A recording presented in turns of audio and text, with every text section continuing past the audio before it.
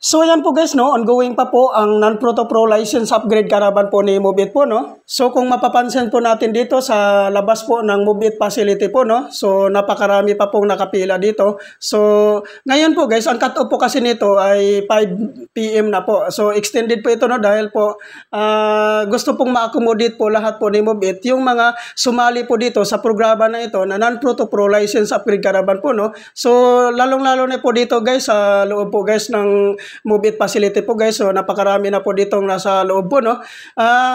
Kung sino po pong gusto pong humabol po, no, hanggang alas 5 pa po ito ng hapon po. So habol pa po kayo kung gusto niyo pong pumunta. So punta na lang po kayo sa Move It training facility po, no. So saan po ito matatagpuan? Sa Grab Warehouse Marikina po, no. Sa loob po ito ng Grab Warehouse Marikina po ang Move It facility po. So ngayon po guys, kung once na gusto niyo humabol dito, so kaya pa naman po dahil hanggang alas 5 pa po ito ang cut-off po ng pag-accept po ni Move It sa non-Proto Pro license upgrade caravan po.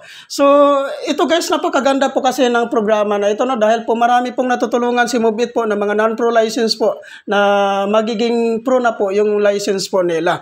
So ngayon guys, kung ikaw po isa sa non-professional driver's license, so wag nyo na pong palalagpasin po ito ang pagkakataon na ito. So thank you for watching.